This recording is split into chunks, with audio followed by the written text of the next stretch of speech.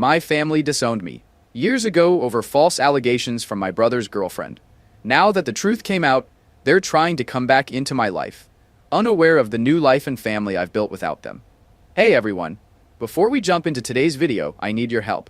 We've noticed the channel is losing some traction, and subscribing is one of the best ways you can support us. It's quick, free, and it helps us keep bringing you awesome content. Your support means the world. Let's keep this channel growing together. Thanks so much. Now let's start the video. Alright Reddit, this story is going to mess with your head. I'm talking about the kind of betrayal that makes you question everything you thought you knew about family loyalty. This happened about 8 years ago, but I'm finally ready to put it all out there because honestly, keeping this to myself has been eating me alive. So picture this. I, 32 male, was living at home while finishing my engineering degree and working part-time at a local garage. I was 24 years old back then. My younger brother Kai was 22, and he'd been dating this girl Anita for about a year and a half. She was one of those girls who seemed perfect on paper. Pretty, smart, came from a good family. My parents absolutely loved her, always talking about how lucky Kai was and how she was perfect daughter-in-law material. I never really liked her though. Something about her always felt fake to me. She'd be all sweet and innocent around my parents, but I caught her being pretty nasty to service workers when she thought nobody was looking. Plus, she had this way of making these little comments about me that sounded like jokes, but weren't really jokes, you know? Like she'd say stuff like, "Oh, still living at home? When are you going to get your life together like Kai?" With this smile that didn't reach her eyes. Kai was completely whipped. This dude would cancel plans with friends, skip family events, basically reorganize his entire life around whatever Anita wanted. It was painful to watch, but he was my brother, and I figured he'd eventually figure it out on his own.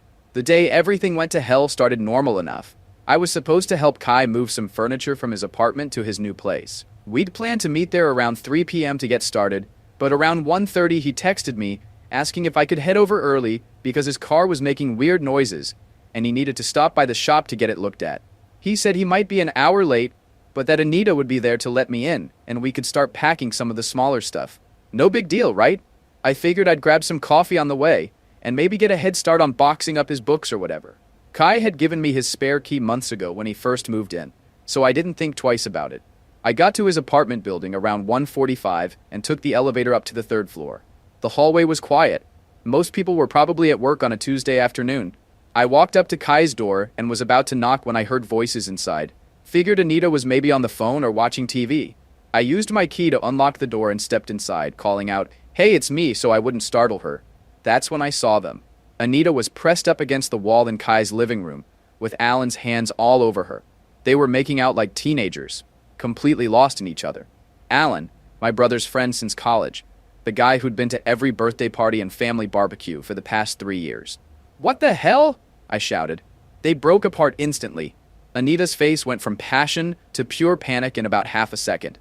Alan spun around and went white as a sheet when he saw me standing there. For a moment, nobody said anything. I was furious. "Are you kidding me right now?" I said, looking back and forth between them. "In my brother's own apartment?" For a moment, nobody said anything. Then Anita started crying. She pushed Alan away and started backing toward the corner of the room, sobbing and saying, "Please don't tell him," over and over. Alan stepped between us with this weird protective stance. "Dude, you need to leave," he said. "Just go." Like I was the one who didn't belong there. Kai is my brother. "What the hell do you think you're doing, Alan?" That's when Anita really started freaking out. She was hyperventilating, saying things like, "He's going to tell everyone and Kai will never forgive me." I tried to calm her down, but she just kept getting more hysterical, and Alan kept telling me to leave. Finally, I said screw it and walked out. I figured I'd call Kai and let him handle it. I drove home thinking about how I was going to break this news to my brother. It was going to destroy him, but he needed to know. The guy deserved better than being played for a fool by someone he trusted. But near the evening, my phone started blowing up with calls from Kai. When I answered, he was screaming at me. "What the hell did you do to Anita?" The conversation with Kai was like something out of a nightmare. He was so angry I could barely understand what he was saying at first. Apparently, Anita had called him immediately after I left, crying and telling him that I had attacked her at his place. Her story was that she was alone when I had shown up, and while helping with the furniture, I forced myself on her. Alan was backing up her story, claiming he walked into us and he tried to stop me, but I was too strong, and that I had threatened both of them. I couldn't believe what I was hearing. "Kai, that's completely insane. I caught them making out. She's cheating on you with Alan. Shut up! You're a liar, he said. Anita would never cheat on me. She loves me. You're just jealous because you can't get a girl like her. The jealousy angle hit me hard, because it was so ridiculous. I'd never been jealous of Kai's relationship. If anything, I'd felt bad for him, because I could see how manipulative she was. I tried to explain what I had actually seen, but Kai wasn't having it. He said Anita was talking to the police. The police. I felt like I was in some alternate reality where nothing made sense. Kai, please, you have to listen to me. I'm your brother. Why would I lie about this? Because you've always hated her, he said. You've never been able to stand seeing me happy. Well, congratulations. You might have just destroyed the best thing that ever happened to me. He hung up on me. I sat there, hands shaking, trying to figure out what just happened. 20 minutes ago, I was worried about telling my brother his girlfriend was cheating. Now apparently I was a predator. I drove to my parents' house, went inside and found them in the kitchen. They already knew. Kai had called them first, and they were both sitting there looking at me like I was a stranger. My mom was crying, and my dad was just staring at me with this expression I'd never seen before. Is it true? My dad asked. Is what true? That I caught Anita cheating and she's lying about it to cover her tracks? Yeah, that's true. My mom gasped like I had just confessed to murder. How could you do this to your brother? To that sweet girl? I tried to explain what really happened, but they weren't listening any better than Kai had. They had already decided I was guilty. They'd rather believe their son was capable of assault than admit their perfect future daughter-in-law was a cheater. The next few hours were surreal. Kai came home with Anita. She was playing the victim perfectly, crying whenever anyone looked at her, flinching when I entered the room. She'd clearly studied how trauma victims behave and was putting on an Oscar-worthy performance. Kai wouldn't even look at me. When I tried to talk to him, he told me to stay away from his girlfriend. My own brother was treating me like a predator in our own house. The worst part was watching my parents comfort Anita. My mom was making her tea and telling her how brave she was. My dad was patting Kai on the back and telling him what a good man he was for standing by his woman. Meanwhile, I was sitting right there, their actual son, and they were treating me like a monster. Nobody was asking me for my side of the story. Nobody seemed to care that their son and brother might be innocent. They had already made up their minds. That night, Kai cornered me in the hallway outside my room. He was different than I'd ever seen him, angry in a way that was almost scary. If you ever go near Anita again, I will beat the hell out of you myself, he said. The little brother I'd taught to throw a football was talking to me like I was his worst enemy. Kai, she's lying. I swear to God, she's lying. I caught her cheating and she's covering it up. He grabbed me by the shirt and slammed me against the wall. My little brother was looking at me like he wanted to kill me. You're going to keep lying even now? He said. Even after what you did to her? You're sick, man. You're really sick. I pushed him off me. Fine, don't believe me. But when you find out the truth, don't come crying to me. The only truth is that my brother is a monster, he said. And I'm never going to forgive you for this. 2 days later, the police showed up at our house with a warrant for my arrest. I knew it was coming. Anita had filed a formal complaint, and Alan was corroborating her story. But actually being handcuffed in front of my neighbors was humiliating beyond words. The detective handling my case was this older guy who clearly thought I was guilty from the start. During the interrogation, he kept asking me things like, "Did you plan this, or was it a crime of passion?" Like he was just trying to get me to confess to something I didn't do. He had this tired, seen-it-all attitude that told me he'd heard every excuse in the book and wasn't buying mine. I told him the truth, that I had caught Anita cheating and she was lying to cover it up. But he said that's what guys like me always say. Apparently claiming the victim was lying was such a common defense that it actually made me look more guilty. My parents kept asking me if I was sure that's what happened. Like maybe I was confused or afraid to tell the truth. The only person who believed me was my friend Jensen, who said he'd known Anita was sketchy from day one. The investigation dragged on for 6 weeks. 6 weeks of my life just suspended while the police interviewed witnesses and collected evidence. The house was like a war zone. Kai and Anita were there constantly, and she was milking the victim role for everything it was worth. She'd have panic attacks whenever I was in the room and would cry to my parents about how traumatized she was.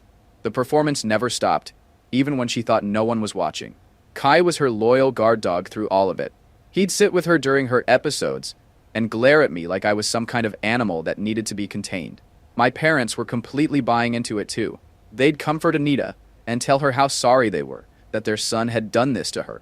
I felt like a ghost haunting my own house. The worst part was that nobody wanted to hear my side of the story. Whenever I tried to explain what really happened, they'd shut me down and say I was re-traumatizing the victim. I was guilty until proven innocent, and maybe not even then. My college suspended me pending the outcome of the investigation. My job fired me for conduct unbecoming. Friends stopped calling and returning texts. Word got around our small town pretty quickly, and I couldn't go anywhere without people staring and whispering. Jensen was the only one who stuck by me. He'd come over and hang out, which was awkward because Kai would leave the room whenever Jensen showed up. Jensen kept saying he knew I was innocent and that the truth would come out eventually.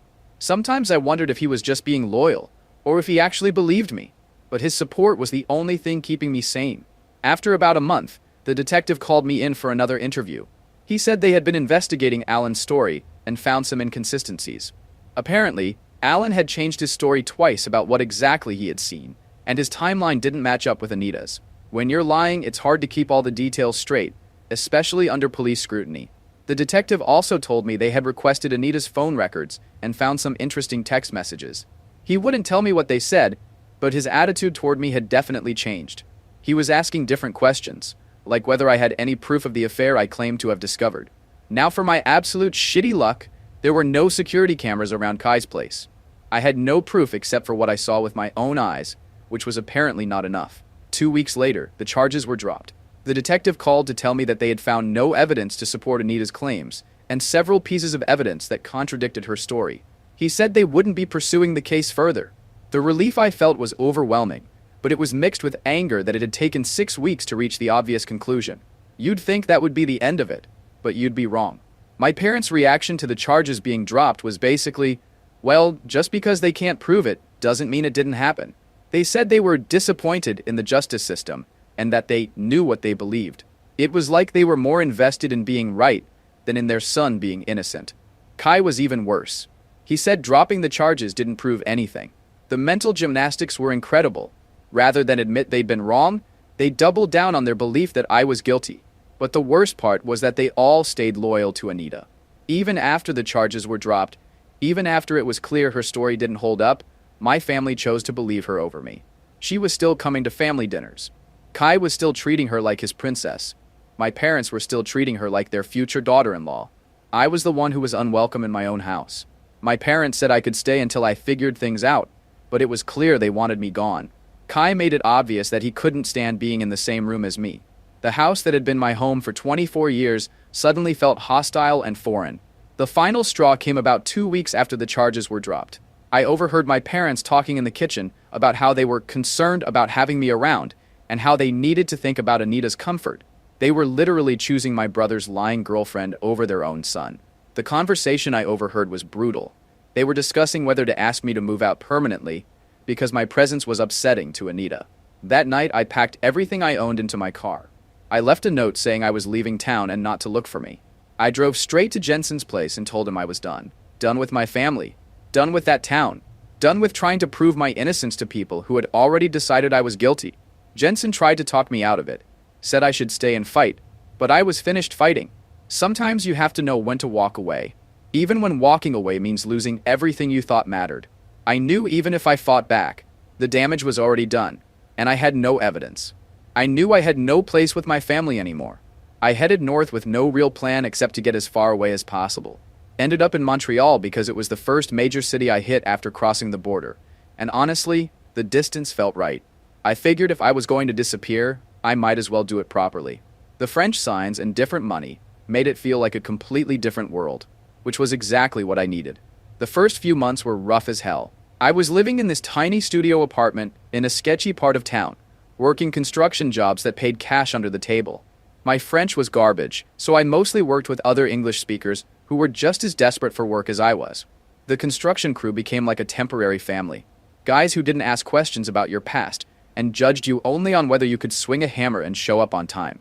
The hardest part was the isolation. For the first time in my life, I didn't have anyone. No family, no childhood friends, no connections at all. Just me in a foreign country, trying to figure out how to rebuild my entire existence from scratch. Some nights I'd sit in that tiny apartment eating ramen and wondering if I'd made the biggest mistake of my life. The work was brutal, but therapeutic. There's something about building things with your hands that helps clear your head when everything else is falling apart. I specialized in framing and drywall, work that required focus and precision.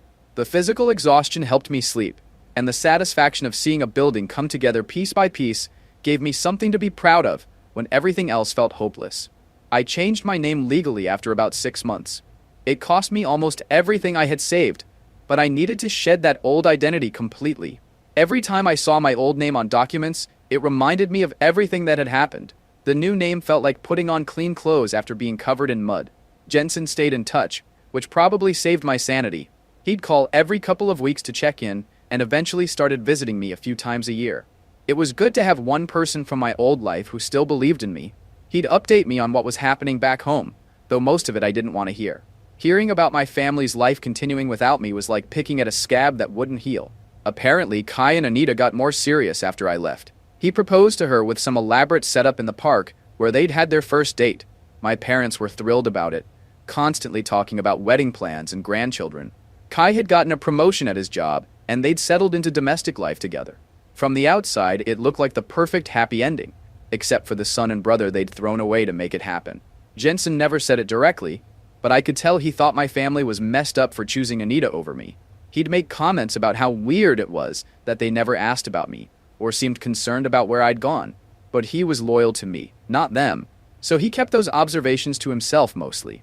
He did mention that some of our mutual friends had started asking questions about my disappearance, but Kai and my parents had just said I'd moved away for work.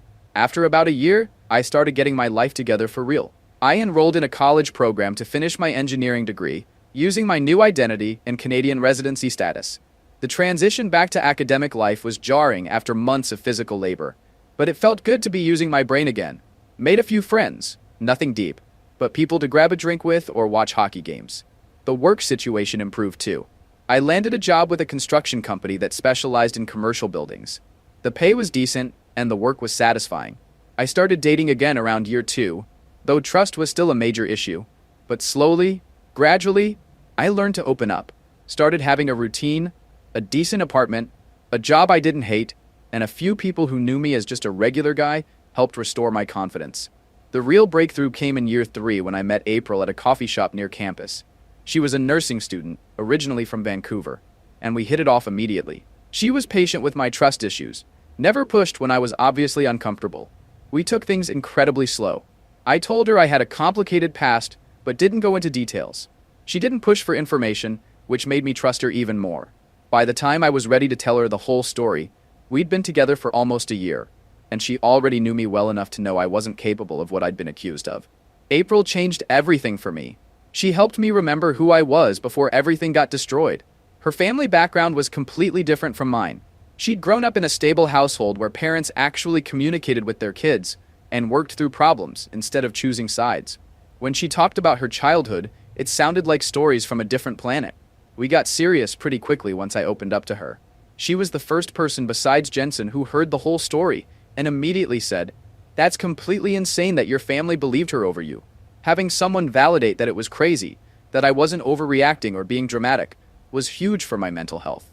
When April brought me home to Vancouver to meet them, they welcomed me like I'd always been part of their family. Her dad taught me to fish on the Fraser River. Her mom shared family recipes that had been passed down for generations. And nobody questioned my past or made me feel like I had to prove myself. They just accepted that I was important to April, and that was enough for them. April's parents had been married for 30 years and still acted like they genuinely enjoyed each other's company. After about 2 years together, April got pregnant. Twins, which was both terrifying and amazing. We were having a boy and a girl, and I remember thinking that these kids would never know the pain of being abandoned by their family. When the kids were born, everything clicked into place. Holding my son and daughter for the first time, I knew I would literally die before letting anyone hurt them the way I had been hurt. These kids were going to grow up knowing their father would always believe them, always support them, always be on their side. The kids are 4 now, and they're everything to me. April's family stepped up in ways that blew my mind. Her parents moved to Montreal to be closer to the grandkids, taking early retirement to help us with childcare.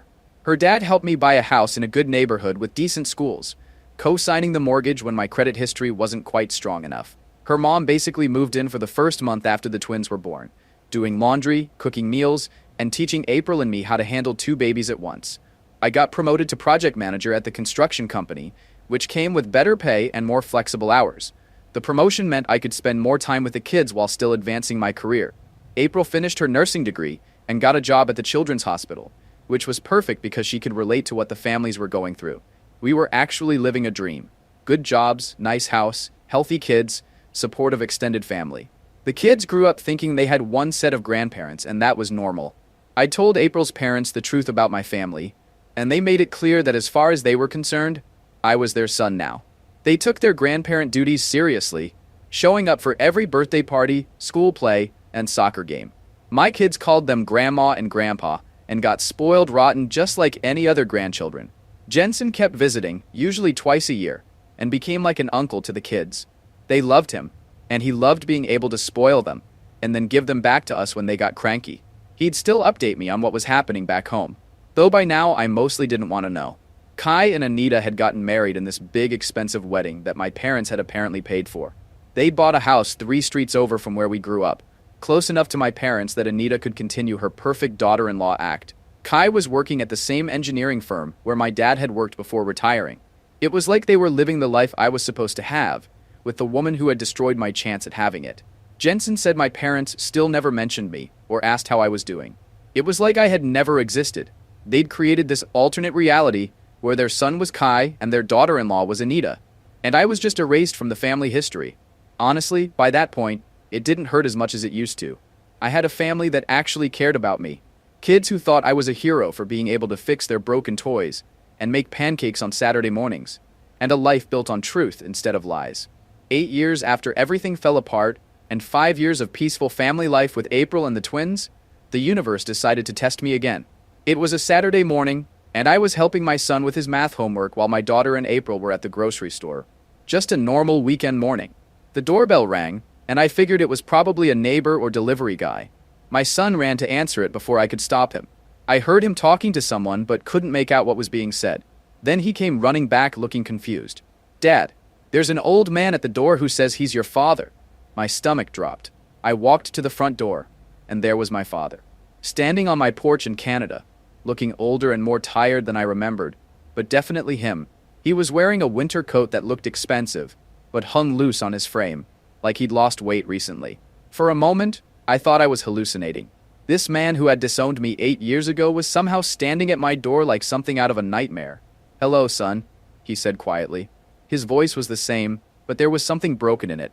I slammed that door so hard the whole frame shook. All those old feelings of betrayal and anger came flooding back like it had happened yesterday. My hands were shaking, and I could hear my heart pounding in my ears. My dad kept knocking and calling my name, my old name, which sounded foreign after all these years. "Please, son, open that door and let me talk to you. I know you're angry, but please let me explain." The desperation in his voice was something I'd never heard before. But then April got home with our daughter, and she was asking who was that man at the door. I explained the situation as simply as I could.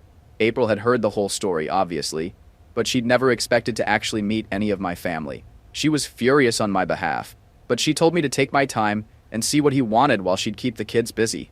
She took them to their rooms and gave me space to deal with whatever this was. Then I opened the door and let my father in. He looked around the house, taking in the family photos on the walls, the kids' artwork on the refrigerator, the obvious signs of a happy family life. There were pictures of birthday parties, family vacations, school events, years of memories that he'd never been part of. "You've done well for yourself," he said, and there was genuine admiration in his voice. "No thanks to you," I replied. "What do you want?" He sat down heavily on my couch and suddenly looked every one of his 73 years. His hair had gone completely gray, and there were lines around his eyes that hadn't been there before. "I need to tell you something. Something we discovered last month." What my father told me next was both vindicating and infuriating at the same time. Apparently, Kai and Anita's marriage wasn't the fairy tale everyone thought it was. About 6 months ago, Kai had started noticing some weird behavior from Anita, being secretive with her phone, making excuses to go out alone, staying late at work for projects that never seemed to materialize. Kai decided to do some detective work before confronting her. He followed Anita one evening when she said she was going to her book club, only to see her car parked outside a restaurant downtown. He waited in his car for 3 hours until she came out with Alan, but he didn't confront them immediately. Instead, he started paying attention to everything: her schedule, her excuses, her behavior when she thought he wasn't watching. He started documenting the affair. He followed them for weeks, getting photos and video evidence of their relationship. Turns out she was still having an affair with Alan, who was now married with kids of his own. They'd been meeting at hotels, at Alan's office after hours. The affair had never really ended. They'd just gotten better at hiding it. But here's the part that made my blood boil. They'd been carrying on this affair for years. Not months, years. It had been going on since before I caught them the first time and continued through their entire marriage. Kai found credit card records showing regular hotel visits throughout their marriage, plus evidence that they'd been meeting even before the wedding. She'd been living a double life for basically their entire relationship. He'd also discovered text messages between them. What was in those messages was devastating. They'd been planning their future together, talking about leaving their respective spouses, even discussing what they'd do if anyone found out about their history. The kicker? During their marriage, Alan had gotten her pregnant, and she'd had an abortion without telling Kai, terrified it might not be his. The messages showed them laughing about how clueless Kai was and how easy it had been to fool everyone. In those messages, Anita was also terrified about the family finding out the truth about everything they had done. She was paranoid that I would somehow prove my innocence and expose their lies. They'd even discussed what they'd do if I ever came back and tried to tell people what really happened. When Kai finally confronted her with all the evidence, she broke down and confessed everything. She admitted that she and Alan had been involved before Kai, that they'd never really stopped seeing each other, and that when I caught them that day years ago, she panicked and made up the assault story to cover her tracks. She broke down completely and admitted to lying about everything. She'd married Kai while still in love with Alan. She'd let my family destroy me to protect her secret. And she'd been planning to leave Kai for Alan as soon as Alan's divorce was finalized, and they could be together openly. My father had discovered all this when Kai came to him for advice about the divorce. Kai was completely destroyed, asking how he could have been so blind, how he could have wasted years of his life on someone who never loved him, and how he had destroyed his relationship with his brother for a woman who had been lying about everything from the beginning. Kai is beside himself, my father said. He knows he destroyed his relationship with his brother for a cheater. He wants to call you, to apologize, but he doesn't even know how to find you. He's been asking everyone if they know where you went, but you just disappeared completely. I sat there trying to process all this information. 8 years too late, my family finally knew the truth. 8 years after they'd thrown me away like garbage, they'd finally figured out that I'd been telling the truth all along. The vindication felt hollow after so much time had passed. And what about you? I asked my father. What's your excuse for believing her over your own son? He looked down at his hands, and I could see tears forming in his eyes. I don't have one. We were wrong. Completely, utterly wrong. We let that girl manipulate us into destroying our own family, and we've spent years living with the consequences. Have you, though? I asked. Because from what Jensen tells me, you all seem pretty happy with your choice. You got your perfect daughter-in-law, your fairy tale wedding, your happy family. You just erased me from the picture and moved on like I never existed. We tried to, he admitted, but not a day went by that I didn't think about you. Wonder where you were, if you were okay, if you'd ever forgive us. Your mother. She's never been the same. She's been on antidepressants for years, crying every Christmas and birthday because her son isn't there.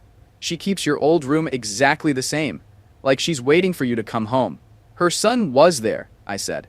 You just chose to believe I was a predator instead of listening to me. We talked for about 2 hours. He told me about how Kai's world had fallen apart when he learned the truth, how my mother had been devastated to discover what they'd done to an innocent son, how they'd all been trying to figure out how to find me and make amends. He said they'd hired a private investigator who eventually tracked me down in Montreal. I told him about my life, my wife, my kids, my career, my in-laws who treated me like family. I showed him pictures of his grandchildren that he'd never meet. Told him about the family traditions we'd created, the life I'd built from nothing. I explained how April's parents had stepped into the grandparent role, and how my kids had never known they were missing anything. I want to make this right, he said. I know I can't undo what we did, but maybe we can find a way forward.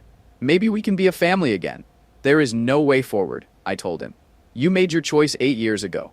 You chose to believe a liar over your own son. You threw me away like I was nothing, and now you want me to just forgive and forget because you finally figured out the truth?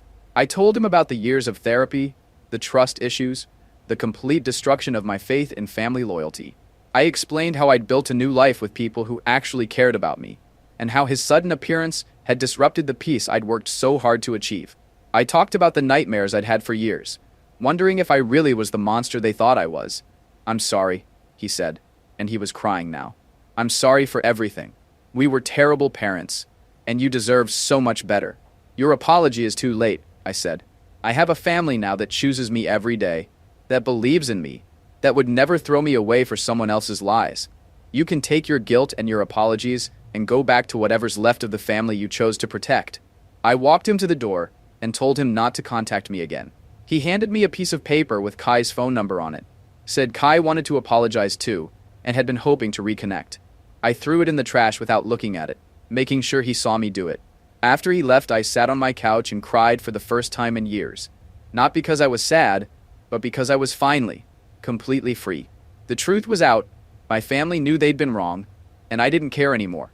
I had everything I needed right here in this house with my wife and kids, and the family that chose to love me. April came downstairs after putting the kids to bed and found me sitting there. "Are you okay? How do you feel?" she asked, sitting next to me and taking my hand. "Like I can finally close that chapter," I said. "They know the truth now, and it doesn't change anything. This is my family. You guys are my family, and that's enough." Jensen called later that night to check on me. Apparently my father had contacted him to get my address, and Jensen had been debating whether to warn me or not. I told him what my father had said, and Jensen just laughed. "Took them long enough to figure it out," he said. "Too bad they lost you in the process." "Their loss," I said, and for the first time in 7 years, I really meant it. Edit. A lot of people are asking if I'm going to reconnect with Kai. The answer is no. He had 8 years to figure out the truth, or at least question Anita's story. Instead, he married her and lived happily ever after, while I rebuilt my life from nothing. Some bridges burn completely, and that's okay. Edit 2. For those asking about my kids, they know I'm from the States and that I have family there I don't talk to. When they're older, I'll tell them the whole story. Right now, they're just happy kids with parents who love them, and grandparents who spoil them rotten. That's how I want to keep it.